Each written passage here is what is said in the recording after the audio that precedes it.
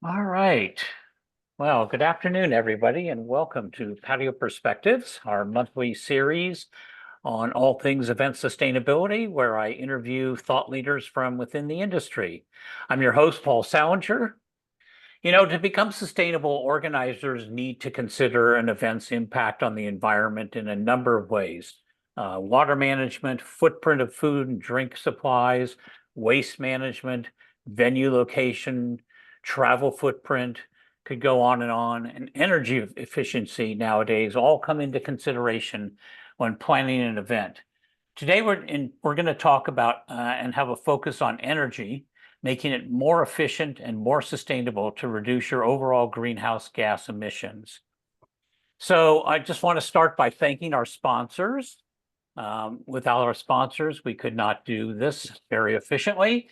And these are great partners for us to have. So thank you to all of our sponsors. And in particular today, I want to thank SF Jazz. SF Jazz is a not-for-profit organization that presents jazz performances and provides jazz education in the San Francisco Bay Area. Since 1983, they presented the San Francisco Jazz Festival, and since 2004, its own band, the SF Jazz Collective.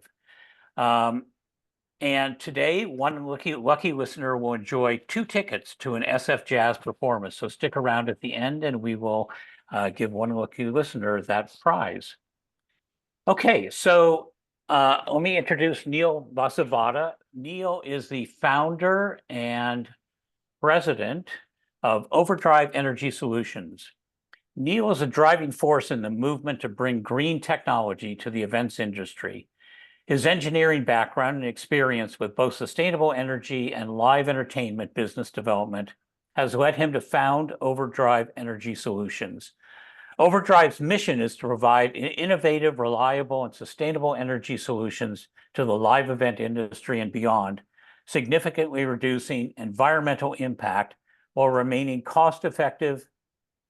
Overdrive supports our community and climate action by providing free renewable energy services to free public events in their community that support their values and sustainability goals. Neel has constantly been a go-to guy for growing live event companies. So, Neel, welcome to Patio Perspectives. It's great to have you. I'm looking forward to this conversation today. Great to meet you and your audience as well. Thank you. Yeah, you bet. Okay, let's just jump right into it. So, energy efficiency, I think, is something that we're all really concerned with in the event industry, hopefully. Carbon being one of the big factors that we all try to measure and are hopefully trying to reduce. So I think we all would love to know that the energy we're using at our events is as sustainable and renewable as possible. That often seems out of reach, though. I think we'd love to just hear your thoughts on this and your overall approach and philosophy when it comes to providing sustainable energy solutions at any event. Well, thank you, Paul. And it's a great first question because you sort of answered it. And that is, it's not out of reach when you say as sustainable as possible. See, that is a cornerstone of our approach and philosophy. There are many use cases where using stored power, namely batteries, charged with sustainable sources, whether it is solar or sustainable grid power or whatever it is, make more sense than traditional generators. Mm-hmm. So we started there. And what we've learned through this journey is that in almost all use cases, utilizing battery storage, solar, and other sustainable sources, or making better use of the grid, or even smarter use in pairing generators with battery systems, is actually cleaner, safer, more reliable, and believe it or not, more cost-effective than using traditional generators. Yeah. Let me pick up on one thing that you said, because I think a lot of people would not understand what sustainable grid energy might look like. Well, so how does that differ from, just using batteries and solar panels and, doing that kind of a system? Well, it just depends on where it comes from. And here in the state of California, we actually have quite a bit of renewable generation. I looked at it just the other day. There's actually a website you can go to, a dashboard, and typically 70–80% of our energy is already coming from wind, solar, and things like that. And there have been multiple days here where 100% of that energy is sustainable. So Right. also, when you use grid energy, you know, even when there's that, there could be that percentage that is from fossil fuel sources Hmm. and things like that, you can often,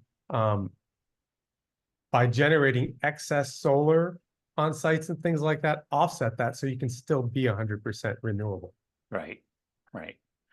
So I know going back to my production days, which was a while ago, but I used to use diesel generators all the time because solar and batteries weren't available at the time. But what's the big problem with standard diesel generators? How do we start to look at the difference between diesel generators and the solutions that you're providing, which use as you said, solar and batteries and grid generated sustainable energy?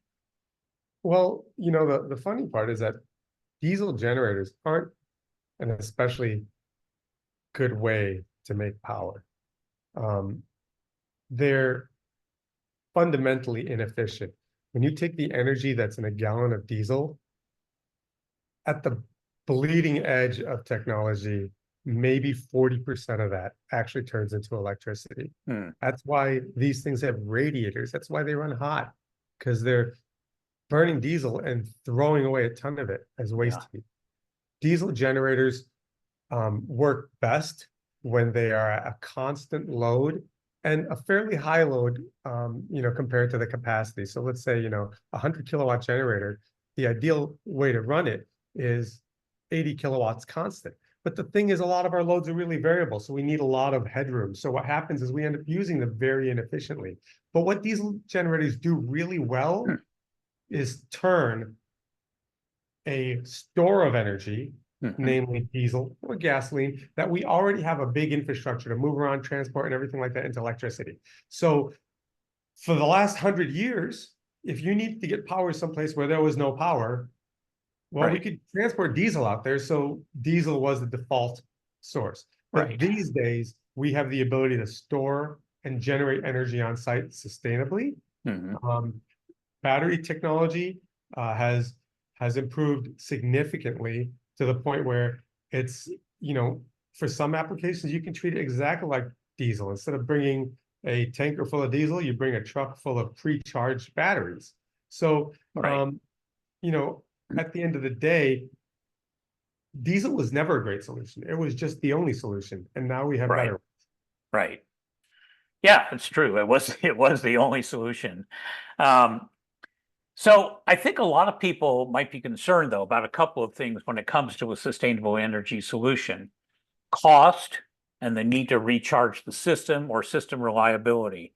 How do you end up alleviating those concerns? Well, so first of all, in terms of cost, uh, the costs for these systems have come down considerably, Mhm. and it's my opinion that they can be deployed, when you consider the total overall cost um, of generators. They can be deployed at similar cost. Mhm. Um, how is this possible? Well, fundamentally, let's take uh, let's compare one to one, even though that's not the best comparison because batteries have a lot more flexibility. But let's just say a diesel generator versus a battery system that can output roughly the same amount of power. Yeah. You'll find that the diesel generator, or I'm sorry, the battery system these days cost, three times as much, maybe. Um, However, in our research, we found that, um, with the savings in fuel and maintenance and things like that, they're at cost parity in 3 years. In other words, the total cost of ownership is the same after 3 years in a typical rental situation. And these battery systems have a much, much longer service life than um, than diesel generators do. Mhm. The batteries themselves, a lot of people don't realize that the battery technologies we use now, are rated from manufacturers to be used for 15 or 20 years. Sure, there's going to be better things, there's going to be lighter things, there's going to be smaller things, but they don't become obsolete. They just end up being in different use cases. Maybe when batteries are lighter and smaller, the batteries we have today are going to be used in applications where we don't have to move them as often, right? So there's all these ways to mitigate the cost.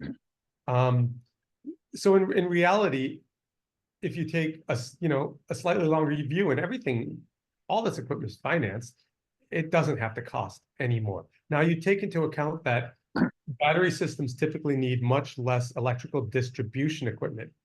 And then you realize that when you're using diesel generators, a lot of people will spend just as much on wire and cable and transformers and all these different things that are required in order to run a diesel generator a far enough distance away from where you're using it, where the noise and the emissions aren't going to be an issue. When you take into the account the labor involved in laying that stuff, cost is just not actually is that concern. And then the charging is just about planning, right? So everything that we do, first of all, part of it is how you operate. One reason why people struggle, especially frankly people who are familiar and have been using diesel or gasoline generators for a long time, is because these units have different strengths. So for example, the practices we use, we always ship our batteries 100% charged, and we size them to get through an entire day wherever they're being used. Right. So for single day events, you're shipping the stuff out there and you don't have to fuel or anything. Additionally, you can add charge in many different ways. You can do solar, you can do grid, you can even do what's called hybridizing generators. When you pair a generator and a battery together, you get fuel savings of 50% minimum, oftentimes as high as 80%, pretty much every time. It's the same concept as a hybrid car, and this has been validated again and again in the entertainment industry by Coldplay. Coldplay saw nearly 50% reduction in fuel. Overdrive ourselves, we've done a number of events where we're reducing fuel by 80%. So charging isn't an issue either. You just have to have your plan and know what you're going to do. And then finally, I always say with batteries, you can see the train wreck coming from miles down the track. What I mean by that is that we know how much power we're drawing, or we know how much energy is in the battery. So when you're at an event, and all of our gear is monitored online live. So when you're at an event, you know what's happening, and you have plenty of time to plan to mitigate any charging issues. So in summary, the cost is really not an issue, and the and charging is just about learning how to use it effectively. Yeah. So are you able to bring that down to just a comparison in a rental situation, like how much it costs to rent a diesel generator at say 100K, 100 kilowatt versus a system that you might put together for 100 kilowatt?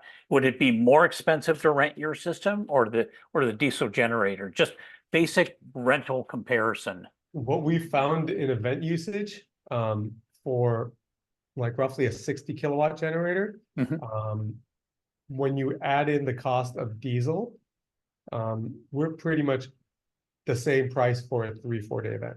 Okay. So now the rental price of my gear is more. It's it's typically 1.5-2 times as much, but remember that the fuel is kind of baked in there, right? And now we don't have the we get savings in all those other areas, and then there's even more savings in how you deploy them, because it doesn't make sense, for example, to put 4 or 5 different diesel generators in a small area. But it's very easy to put 4 or 5 different batteries in that area. And by doing that, again, you make the site design more efficient, you reduce the build time, labor, and all sorts of things. Right. So really it comes down to not trying to compare necessarily a diesel generator versus a sustainable energy solution. It really comes down to more about having a discussion about what are the power needs of the event and how would you best deploy energy, whether it be diesel or whether it be sustainable energy. And being able to, so battery systems are much more flexible. A couple things about battery-based systems is that one thing is that they're perfectly scalable, right? Yeah. So if you need more, it's very easy to add. If you need more power, if you need more runtime, it can be done, and it can be done in the field. It can be done live. It can be done while you're using it. So, when you lean into these things, you find that, there's a lot of cost savings. One of the issues that we have is that our incumbent power suppliers are diesel generator companies. And, some of them don't pay much attention to sustainability, but others are really trying to step up. Yeah. But the problem is when you're entrenched in how diesel generators are deployed and they work, some of the concepts that we use aren't, they're not intuitive. And as a result, sustainable energy often does cost more, but it's not because of sustainable energy. It's because it needs to be used in the right use cases. But most importantly, it needs to be, you need to lean into its benefits. It's the same thing I'd say is, there's driving a large Ford F-250 pickup truck is really inefficient. Doesn't make any sense to. Oh, wait a minute. I have a construction company and I tow large trailers and I have, and I put a ton of stuff in the bed and I carry Crew 6. All of a sudden, the F-250 isn't so inefficient. It's actually really good at its job. Yeah. And in the same way, these battery systems are really good at their job when you use them the way, when you use them the way they're intended to be used. Yeah. I think another factor, and you and I have talked about this and we're talking about it earlier, is what people are also not looking at is if they're trying to reduce their greenhouse gas emissions, and you had a great example from your recent Coachella event of saving, what was it, 35 metric tons of carbon by using sustainable energy. Yep. And that's another factor when you're looking at cost, is what's the actual cost of the carbon that's being emitted? At the end of the day, sustainable energy is a better way to provide temporary power, full stop. I honestly believe that. And there are, there are, even in the outlier applications, the kind of things where it's hard, where you need a lot of energy and recharging is difficult. Even in those applications, again, pairing a battery system with a diesel generator instantly saves considerable amount of fuel. Yeah. Just for the audience, let me just say that since we're doing this live today, if you have questions, please put them in the chat, and we'll try and leave some room at the end of our discussion for any questions that you might have. Okay, so we kind of hit on this a little bit, but let's say a client comes to you and says they need power for an event that has elements that are not accessible to indoor or enough power. What are the questions that they need to ask, and what are the questions you ask of them? Like, what's the ideal engagement look like in terms of thinking about this from a planning and a strategy perspective? I think it starts with us looking at their site plan alongside them. Yeah. And seeing, where do you guys get power right now? Right. And then we imagine that. We find more efficient ways to do it. So, I'll give you an example. At an event where we were recently, they had a diesel generator for an office, for a small portable office container. They had a diesel powered light tower, and they had distribution. They had wire and cable going to 3 or 4 more lighting locations and a check-in location, and all of this stuff, so right there was an opportunity. So I think there were a total of, when we counted them, 4 generators in not a very large space, and a lot of cable and a lot of wiring.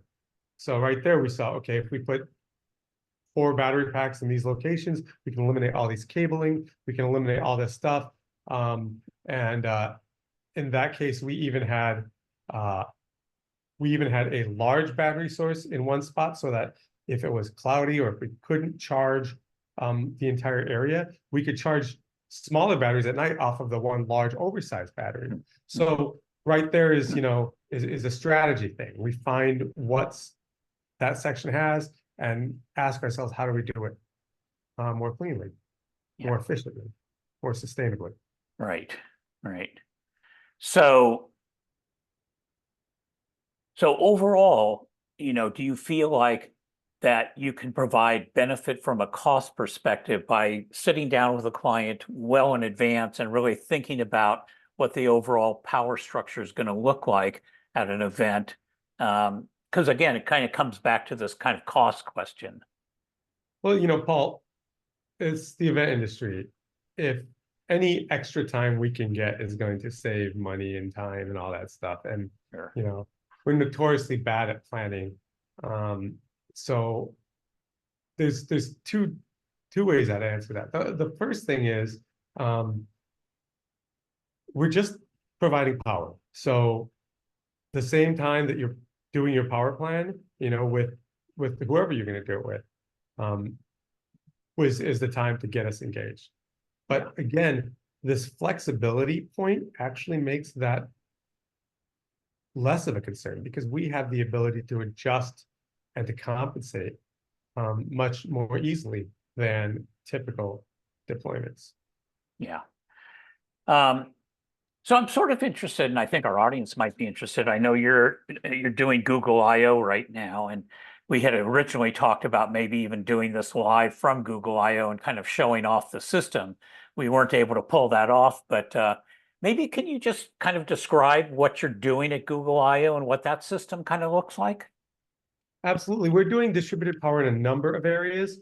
So at Google I/O, it's interesting, right? Because it's a shoreline amphitheater here in Mountain View, California.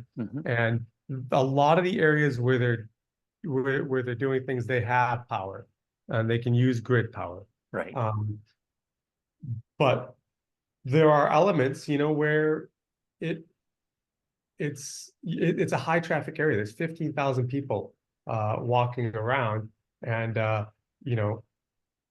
in some places we use batteries so that they simply don't have to lay cables and cable ramps. So it's sustainable energy. It's absolutely sustainable energy. It's solar charged, all that stuff. But the upside to them is that now they can design their site the way they want it. So there's a couple areas inside the event itself where we were able to help the designers put things where they want them and make the site work better. Then there's two large areas. So there's a large parking lot overlooking the venue where they have both the crew check-in, for labor and security and staff and all that stuff. And then the opposite, they have the attendee check-in, which is a large registration building. I don't remember the dimensions right now, but you can fit I think you can fit 1,000 people in that building. It's a big building. There's no electric services out there. We have set up solar fields in each location, and we have battery banks that are charged by the solar fields, and they get to run those locations without having to, run electricity to all of them. So we just actually got a question in the chat. So Shoreline's allowing Google to bring in some of their own power, or is all of what you're doing outside of the actual Shoreline? Well, is it outside of the arena itself? Yes. But Google I/O is much more than just inside of Shoreline. It actually occupies the parking areas around it quite extensively. I would say that the footprint of the event itself is actually the out of venue area is probably larger than the actual inside of Shoreline Amphitheater. Yeah. And do you have so it's a combination of solar panels and batteries, and then you're doing some grid stuff as well? Over there, it's yeah, exactly. It's all of that. It's solar panels, batteries, grid stuff. And I want to actually touch on grid stuff for a moment because solar is cool. It's we love solar, but there are some really practical applications that aren't being talked about. Yeah. that I believe we should be doing a lot more. Yeah. So I'm sure a lot of the people on this call um, with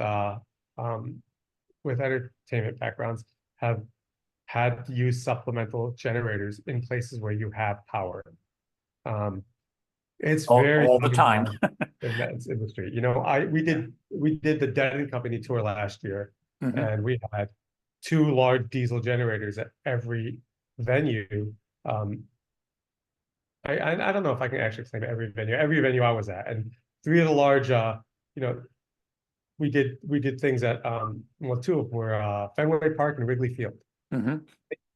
Apparently, there's not enough power at a major sports arena in major cities in America to run a Dead and Company show.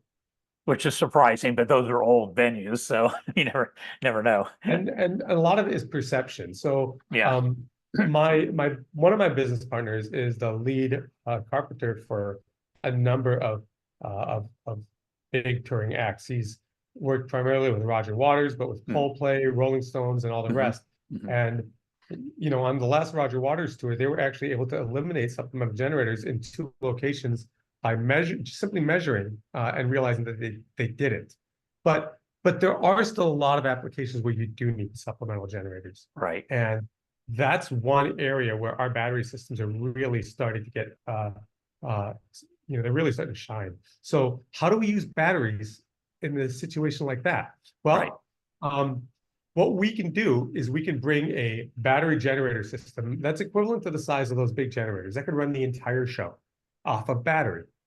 All right.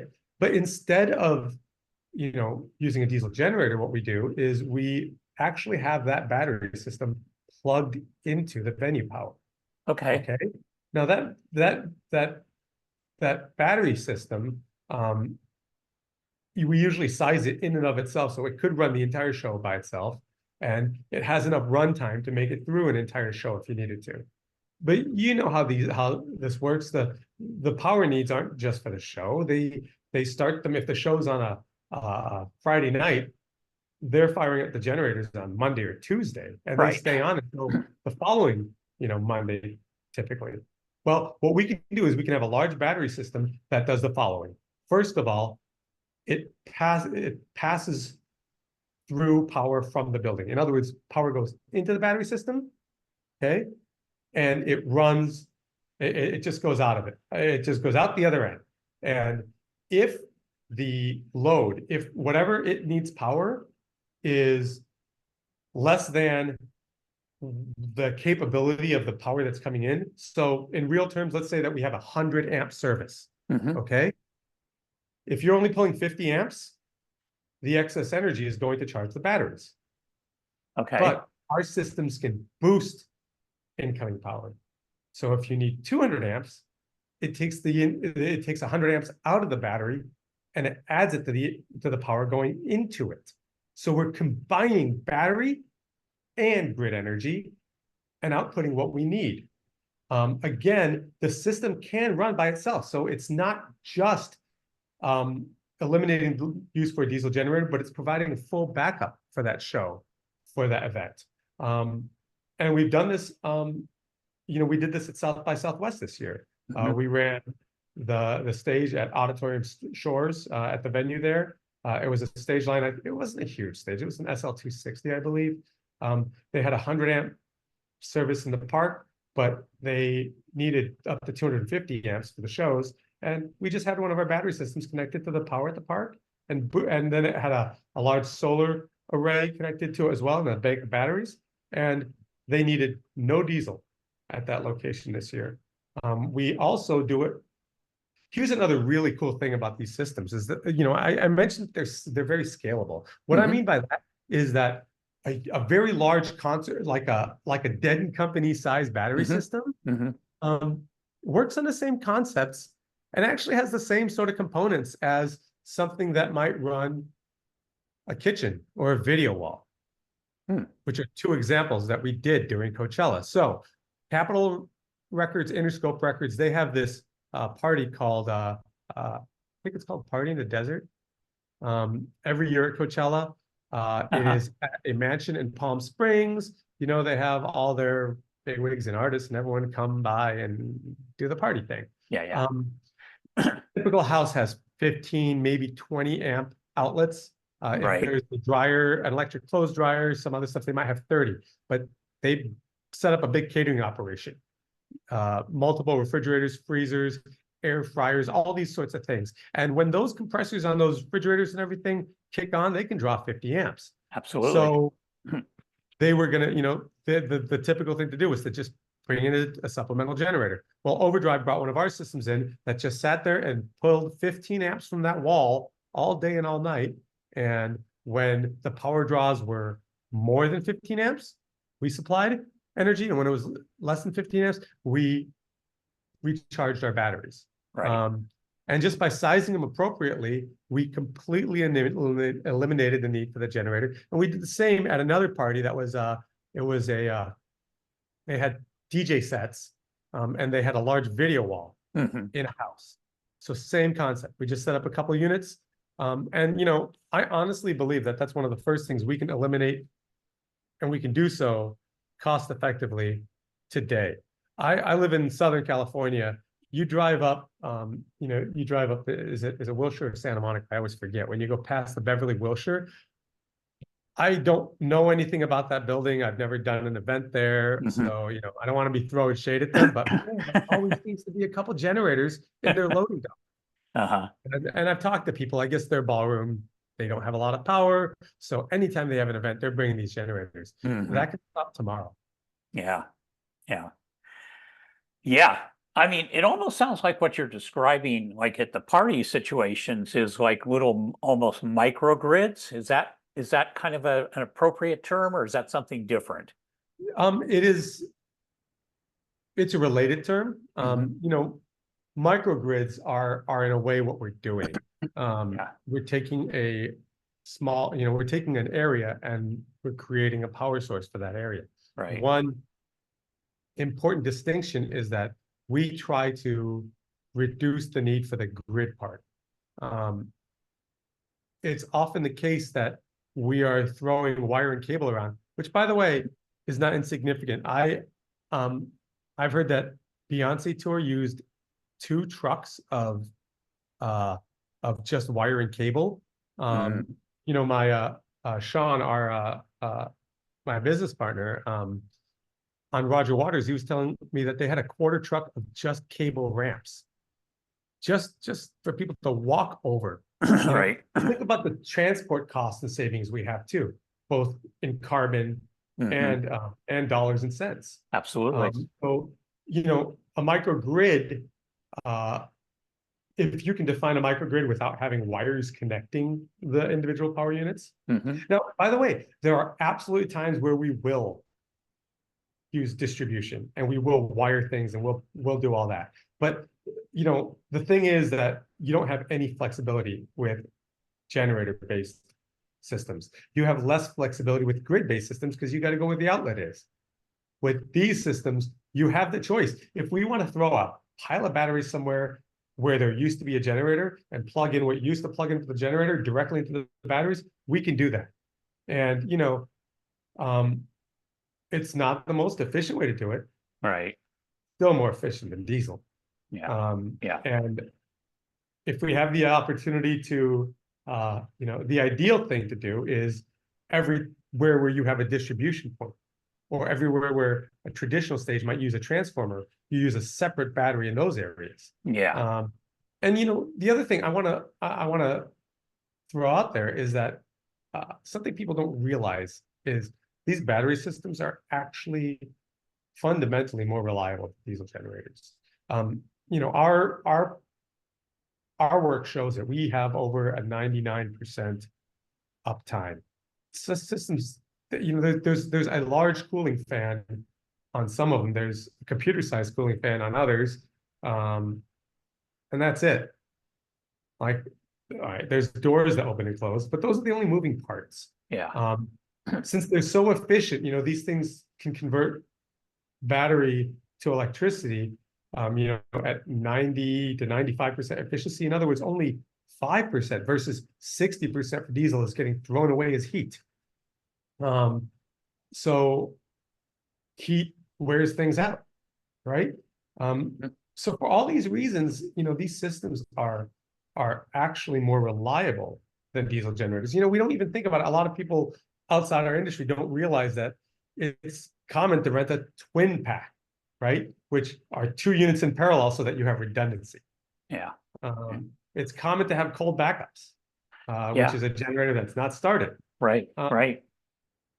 After 100 years, they haven't figured out how to make diesel generators much more reliable, whereas this battery stuff is new. And, oftentimes when we see failures, it's because someone doesn't understand how to deploy it. They're not taking advantage of things like that scalability so that if the power draws are more than they thought, they're not adjusting, Yeah. and things like that. Yeah. So I want to come back to a point that you made about transportation costs and, like using two semis full of cable and cable ramps and those kind of things. Have you or has anybody done kind of any analysis or has any data around, if we could eliminate that transportation of all that stuff, what we would save in terms of greenhouse gas emissions and, because this idea of moving towards more sustainable energy has a lot of different facets to it in terms of, saving greenhouse gas emissions, it feels like. Well, in a nutshell, no. And Right. one of the reasons why, I think it's a worthwhile endeavor. Hmm. But remember, we're doing a comparative thing here. We're Yeah. comparing diesel generators. So you have to transport diesel. Right. You have to transport the generators. Right. So in terms of actually delivering the equipment, we don't really see a major difference here. Right. We have not hit the scale where we could directly compare Coachella with diesel versus Coachella without diesel, but we'll get there soon. And I think that um, I think based on everything we know, we're not going to see a lot of increased transport or anything like that. We might see decreased transport. Sure, again, even in terms of weight, batteries weigh a lot, but Yeah. people forget how much all the cables and everything that they use with diesel generators, weigh. A Yeah. transformer in and of itself. So let me explain one thing, and for non-technical people in your audience, Yeah. with diesel generators, we often use something called a transformer as well. Um, Diesel generators typically get run further away from where they need to be used than a Hmm. battery system needs to. And the further you need to bring electricity, the more the need for these transformers arise. A typical transformer weighs 2,000 pounds.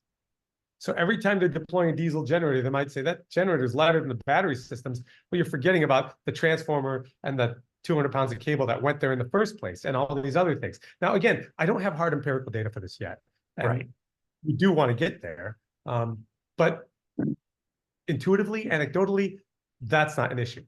But I'll tell you something that's really cool is that we actually have ways to mitigate that when we're on site. Imagine if you could generate diesel out of thin air and refuel your trucks with it, or just put it back in the generator for the next event. Hmm. At a lot of our events these days, in fact, the majority of them, we don't tear down the solar systems right away. In fact, Mm. we wait. We'll bring in inverters, which are the things that turn battery power into electricity that we can use Right. and things like that. But we'll let the system soak up the sun. And in fact, time and time again, we'll actually leave the event with charged batteries, often fully charged batteries. Mm. So now, if you think about it, we're taking energy that we generated at Coachella, and it's actually being played forward right now. There are electrons that were generated from the sun at Coachella that are being used right now here at Google I/O. Cool. You can't do that with diesel.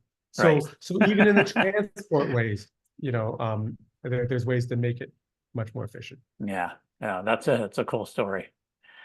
Um, so we've kind of touched on this, but just a lot of what you do are outdoor installations, obviously, for music festivals and other outdoor events. What about indoor events that use building power but want a more renewable or sustainable approach. What does that look like, and is it even possible? And maybe like, what are the barriers if you were to go into a venue and say we want to basically, replace your fossil fuel run power with our own sustainable power? Well, I'm going to start by saying that um, that I don't think is a good driver for using sustainable energy, because Okay. even the worst grid energy, even if you're 100% from coal-fired plants, it's much, much, much cleaner than diesel generators.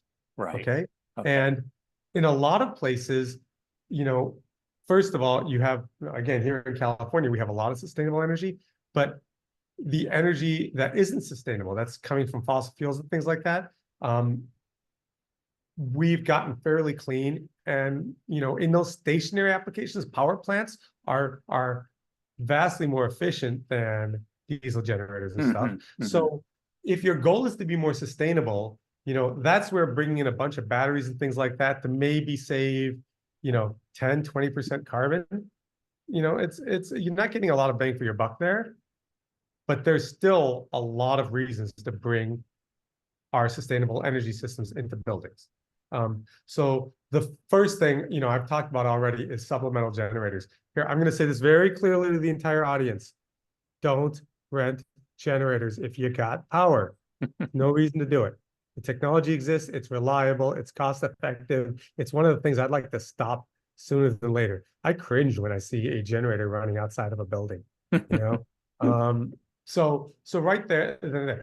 But here's another thing is simply making your events better, making them more flexible. So again, we've done a number of events in places that have power where there's outlets against the wall, but we bring our battery packs so that now you can run the front of house, or you can put that projector over here, or you can do this or that, and you can make your site safer. There's not the trip hazards, the cords and everything. You can make it maintenance free. You can make it easier to deploy. You can give designers more freedom to do things and put things where they want to. So the benefits in terms of sustainability for bringing these systems into spaces with power that aren't using that aren't using generators, aren't necessarily sustainable, or not, or I should say, aren't sustainability benefits. But it's not to say that there aren't benefits. In essence, we already see them, because there's all sorts of, there's a lot of lighting products these days. There's a lot of these little cans. Some of you might have seen LED cans that are battery operated. They're rechargeable. Yeah. Lighting companies, when they're lighting, your typical, I don't know, wedding or something like that, a lot of the stuff there is already battery powered. And just expanding on that, now we're making it so that you don't have to buy the light with the battery built in to have that benefit. Yeah. So you've said that all of this is not really a technology problem. It's more of a story and education problem. Do you want to just elaborate on that a little bit? What else do we all need to know about getting to a more sustainable energy system for events?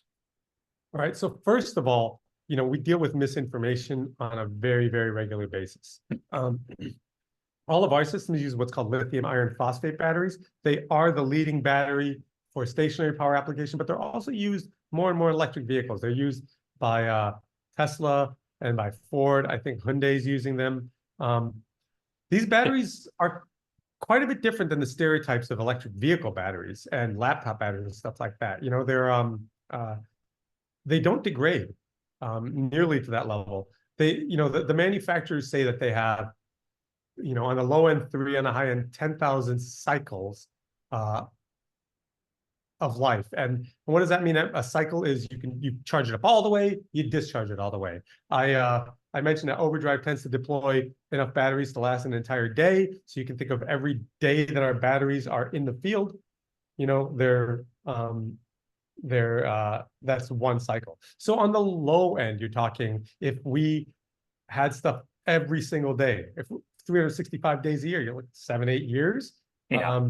But realistically, they're not going to degrade to the point where their usability is severely limited. And that's another thing, is that when we talk about batteries, we think of batteries as, you know, as their life, as having some sort of a finite life. But really what happens is they just slowly degrade. So even after all that time, it just means that they make more sense to be stationary something, because you need more to get the same amount of energy storage. Also, they're 100% recyclable. There aren't any of the metals and chemicals that are associated with environmentally taxing mining practices, or you know, or labor issues and social issues and things like that, such as nickel, manganese, cobalt. They don't exist in these modern batteries. So, you know, we hear all the time how batteries are fire hazards, how they are bad for the environment and bad for people, and you know, how they don't last. And they're just simply not true. The fire hazard thing I didn't address here, but the lithium iron phosphate batteries, you know, all the ones that we use conform to a test that's called UL 9540A. And basically what they do is they light a battery on fire, or a cell on fire in the middle of the battery, and it has to not spread. So they don't even have those fire hazards. So that's the first thing, misinformation. All right, misinformation about cost. And I'm going to put this squarely on existing temporary power providers. I want to give credit where credit is due. There are some that are bringing in battery systems, but inevitably, they seem to be using them in conjunction with diesel generators. And they use them in the same style grids with all that distribution gear and everything as diesel generators. A lot of it is you know, a lot of it is inertia. It's really hard to change the practices of a company, you know, that's been doing diesel for 100 years. Some of it, though, is that these battery systems, you know, they cannibalize a lot of that income. A lot of the revenue that these companies get, if they were to deploy a battery system, one for one to replace a generator, that company is going to make less money, because there's less add-on stuff, there's less labor, there's less distro, there's less all of this stuff involved, you know? So cost is another thing that's not really the issue. That's part of that misinformation that we're dealing with. So that's where the education component comes in. And that's why Overdrive does what it does. Overdrive's focus, you know, it's interesting being up here in the Bay Area, because there's been sustainable events here for a while. And obviously the Bay Area is a leader in climate action, and it's a leader in technology. And I know some companies that have been doing it up here, and they've been doing great work. But when I started Overdrive, I started learning all these things about the benefits and how easy it was to do these things. And I asked myself, well, there's these companies that are doing this already. Why isn't it getting anywhere? Why isn't it going anywhere? And it's because, you know, this misinformation and everything like that, and the lack of education, it's a major issue. And to get people to really understand the benefits, you got to show them. So Overdrive took a different approach. We went to the top of the market. I have, you know, I meant to correct something on the slide introducing me. I'm the co-founder of Overdrive. My co-founder is Boxer Hardison, who is a veteran live entertainment guy. He's been in the business for more than 30 years. I think he was the original tour manager for No Doubt. He's been a stage manager at Coachella and stuff for many years. He owns a well-respected, well-known crew company. My other business partner, like I said, Roger Waters and Coldplay and all that. I have a background in stadium shows, music festivals. In fact, up here, I used to do a lot of site equipment for Outside Lands. Used to do everything at Oracle Park. Used to be doing stuff at Levi Stadium. So we know big touring businesses, right? So we said, why don't we go to the people that we know? These very, very visible things that you can't ignore. It's, you know, you can sit there and say, well, the California Roots Festival is a cute little thing in Monterey, but it's never going to be Coachella. Okay, we'll go do Coachella. You can go say, you know, A.Y. Young is a young artist who's really getting out there and talking about his power, but he's never gonna, you know, he's never gonna be Willie Nelson or Bootsy Collins. So we went and empowered those guys' stages, you know? And the cool thing too is that since everything is scalable, it's just as easy for us to help AY and the California Roost Festival as it is to help those big people. But by doing those big, impactful shows, we're bringing attention to the fact that this stuff is actually more cost-effective, safer, and sustainable. Yeah, that's great. I did want to leave a couple of minutes for questions if anybody has any. I don't see any in the chat right now. I will say that, what you're describing doesn't sound dissimilar to everything that we've been dealing with around sustainability in the event industry for years and years in terms of misinformation and companies not really wanting to change their behavior. And I think, sometimes we're guilty ourselves as event professionals. It's just, we've always rented diesel generators. Let's just go rent a diesel generator. It's easier to do. I don't really know anything about all these other systems. So, I would encourage everybody who's listening to this that, there are systems coming online now like Overdrives that are out there. And, we need to start looking at these things. Okay, so I do see one question coming in. Can you share a little bit about the association that you have with Muse? Absolutely. I love these. So I am involved in a number of sustainability organizations. I was just at a conference for sustainable events organization in Vegas. I'm one of the early first members of the Music Sustainability Alliance. There are lots of great organizations out there, but while all of the, all the sustainability people and executives and everyone else was trying to put together these organizations, these panels to talk and represent the industry, Michelle Fox over in New York said, what if we start from the grassroots up? And what she's created is this organization where she gets lots of people together like this, and we talk about sustainability issues and we deal with it with the boots on the ground, and we help build a culture. And what they've been doing for that has been incredible. Because that's what we really need to do, is that education and culture. And I want to talk about a couple of things with relation to that, if you don't mind. So one of the first things is you don't rent generators. You contact a generator equipment rental company that provides power via generators. Mm-hmm. Okay. Though we treat those companies like power companies. Okay. But they're power companies that are very, very, centered on diesel generator technology. So look at companies like Overdrive, not as a sustainability company, not as, we're just a power provider. We are no different than a Greco, Sunbelt, CES, or United Rentals when it comes to that. Right. The fundamental issue is not technology. It's not cost. You know what it is? It really is. I've started to say it's a capital equipment asset funding problem.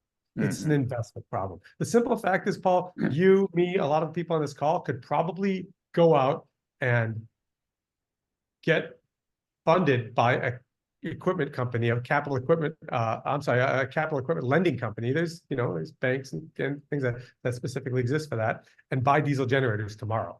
Yeah.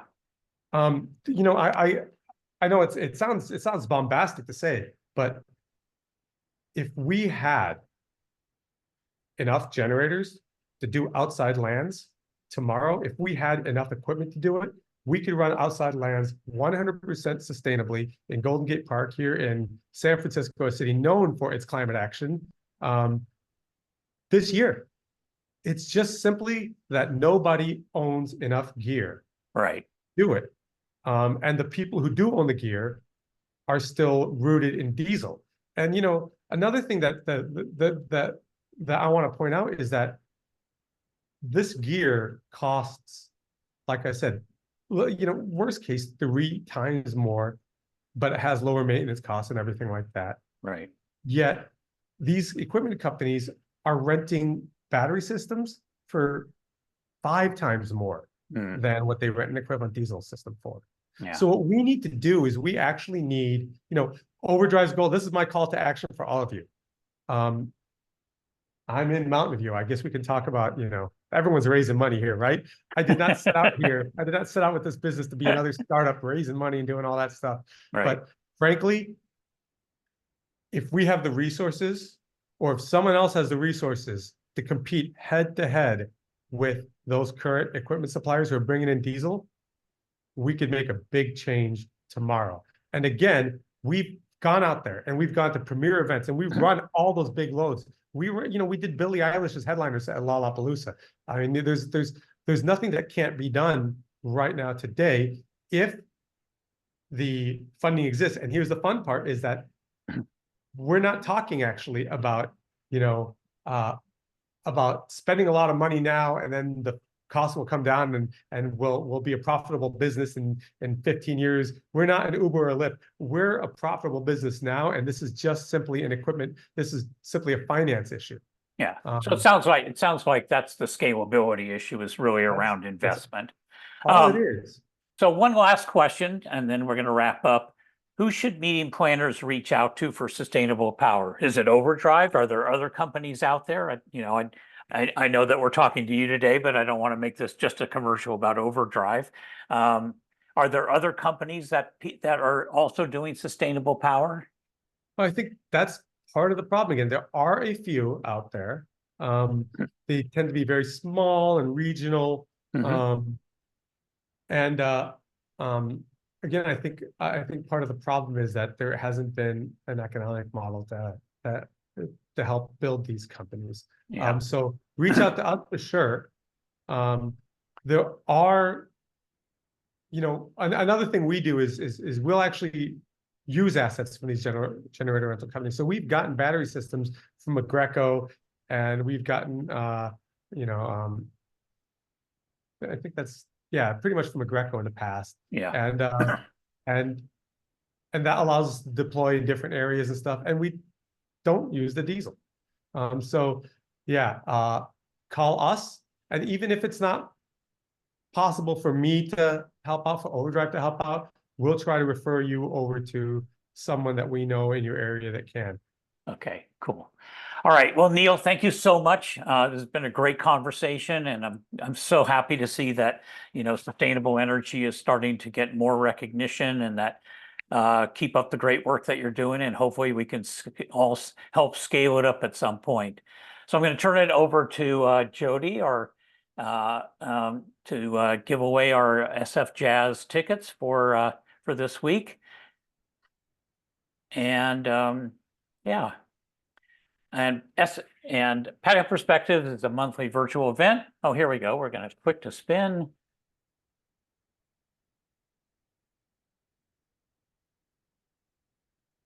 And Beatrice.